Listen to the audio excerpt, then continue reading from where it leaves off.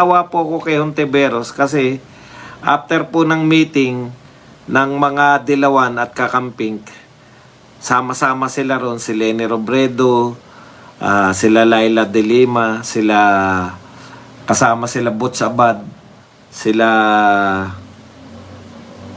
Bam Aquino at iba pa. At saka si Drilon, no? Napuna lang natin after po nung meeting na yun.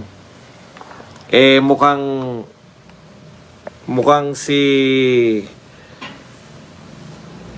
si Hontiveros ay tinabla nila, no? Mukhang si Leni Robredo pa rin yung gusto nila maging pambato. Ang sakit-sakit kasi ako, nasasaktan ako para kay Hontiveros. Masaya ako na si Hontiveros yung makakalaban kasi siya yung pinaka-vocal na kalaban natin, di ba? Tsaka parang siya yung pinakamasarap kalaban kasi maano rin marami ring alam na marami ring gimmick sa katawan, no?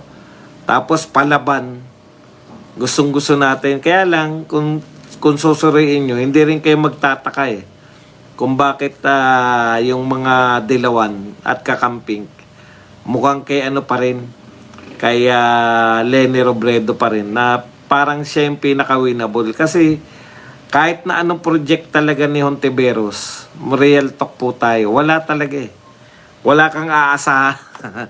Ibalik sila kay Leni Robredo kasi talaga naman hindi naman talaga winnable. Sa atin pabor na pabor si Hontiveros kasi walang kalaban-laban no? Walang kalaban, parang ang dali lang talunin. Pagtatawanan lang natin in fact yan no? Si Hontiveros. Kaya lang nagsusulong kasi diyan. Alam niyo na si Llamas tsaka to si Trillanes, no? Ang problema kasi kay Leni, petiks ang pangit kalaban kasi sa 2028 natataranta na yung natataranta na ng lahat ng kanilang mga supporters na parang si Leni Robredo parang wala lang sa kanya Mukhang masaya na siya na second lang. Magwo-world tour na naman si Leni Robredo after na mag-second, 'di ba? Okay. Kaya sa tingin ko hindi worth si Leni kasi parang walang effort, pero dahil siya yung pinakasikat sa mga Dilawan, siya yung pinaka-popular, parang andalin talunin ni Leni.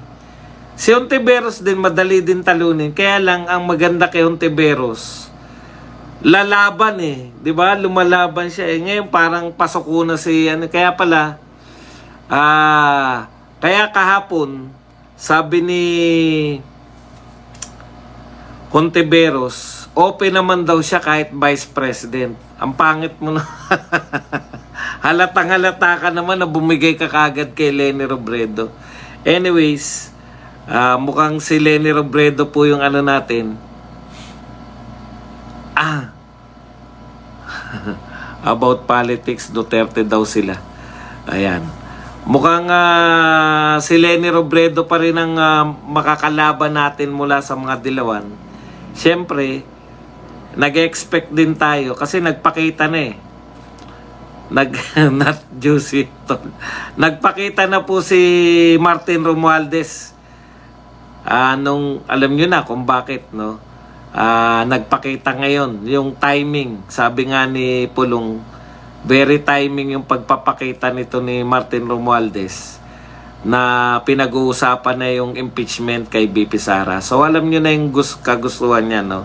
Ako naniniwala pa rin, parang yan si Martin ang mangyari dyan, mga ala Joe de Venecia, Ramon Mitra, na mawawalan silbi lang yung yung yung akala kasi nila yung power nasa kanila na pero marirealize nila, lalo na ngayon, iba kasi yung sitwasyon ngayon iba po talaga, napakapalpak na super palpak nitong administrasyon natin, na talagang sinukuan na siya maaga pa ng mga tao. Wala po nag-iisip, mga taga-administrasyon na lang po yung nag-iisip na may pag-asa pa sila eh.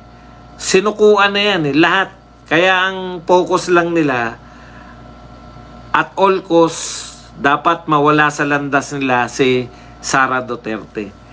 Kaya lang, tayo rin, ako nakikita ko rin po sa mga maganda yung mindset up ng mga Duterte supporters eh. Nakukonbinsi na natin. Ako personally, naniniwala talaga ako ron eh, no? Na hindi si Sara lang yung pambato natin. Yun yung problema nila eh. Naka-all out sila lahat. Naka-all out sila na mapalaya si BP Sara, hindi makatakbo, ma-disqualify sa pagtakbo. Lahat yan, yung impeachment na yan, to disqualify BP Sara for running for president. No? Yan lang po yan eh. Wala naman po, kung yung kay BBM nga, tinablan nila, mga actual na krimen yung naganap. Dito po kasi, haka-haka lang po yung krimen eh. Dalawa po yung pangunahing krimen na binibintang nila. Doon lang umiinog lahat. Una, yung pong krimen ng may krimen ba yung confidential fund o wala. Hirap na hirap po sila doon.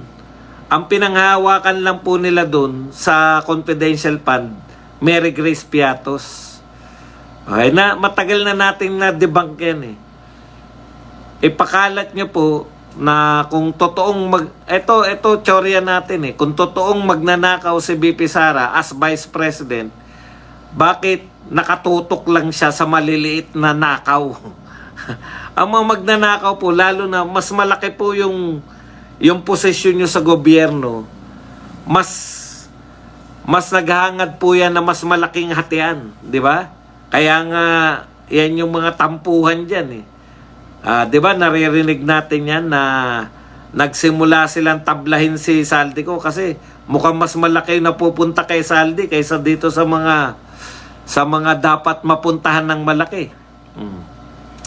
Okay. Unti-unti, bagamat alam natin na walang tatalo kay BP Sara, alam na alam po natin na lahat gagawin nila. At itong gobyerno na to, wala pong pakundangan. Ibig sabihin, ano to eh, kaya nilang gawin ang lahat. No? Para ma-achieve yung goal nila. Ano yung goal nila ngayon? Huwag makatakbo si BP Sara. Kaya po nilang gawin lahat yan eh. Hindi, yun lang ang purpose nila. Hindi makatakbo at all costs gagawin po nila yan. Ako, sa pagkakakulong ni Tatay Digong sa dahig, ako naniniwala ko na walang kumbaga parang walang konsensya. Yung kalaban natin walang konsensya eh. Walang pakundangan. Kaya niyang gawin ang lahat. Huwag kayo magtaka kung mangyayari yan. Kaya maaga pa lang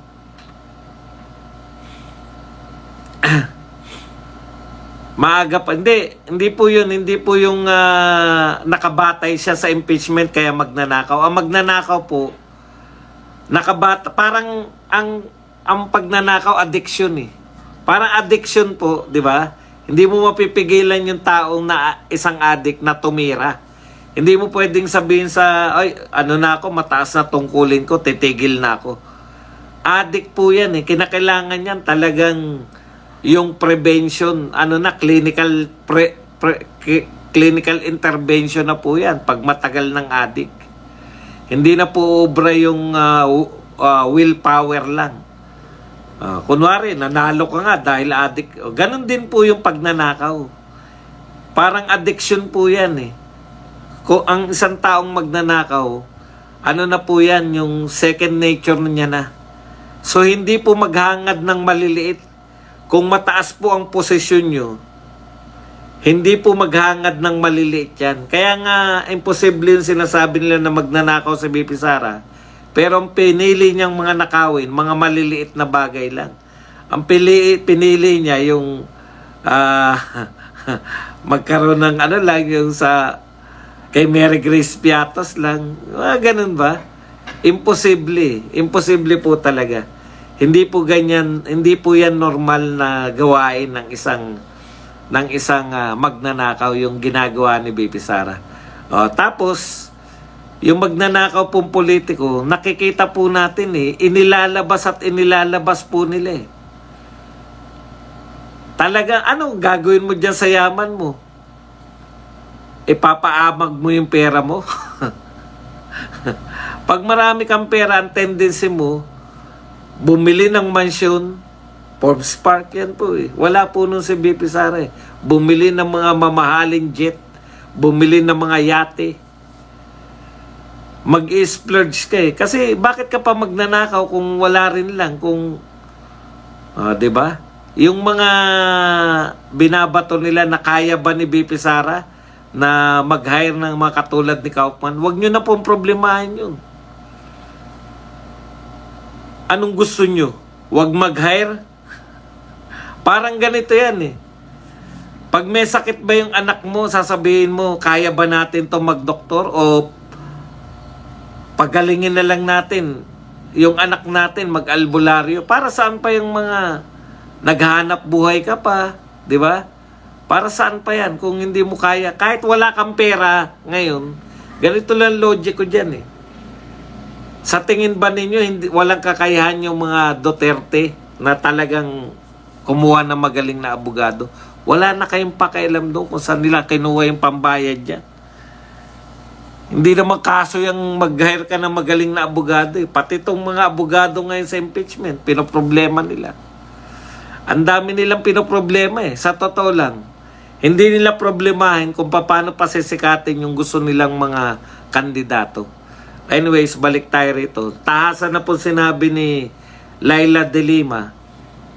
Tagal nila nagsasama niya ni Ontiveros Kala mo, yung pala ang bet pa rin nila. Totoo naman yun, no? Bakit ka naman magpapatakbo ng pinakabanban, pinakamahinang kandidato gusto nyong patakbuhin? Maaaring siya yung pinakamaingay. Hindi naman po yung ingay, hindi naman po yan nakukonvert sa boto pinakakulela, ang layo niya po kay Leni Robredo. Pagdating po sa, kaya lang ang problema kay Leni Robredo, wala po talaga siyang kakayahang mamuno. Ang akala niya, ay tsaka na ako mag-announce, tsaka na ako magsasabi tatakbo 2020 sa 2028 na. Hindi niya talaga alam Kay Leni Robredo, binibigay lang sa kanya ng lahat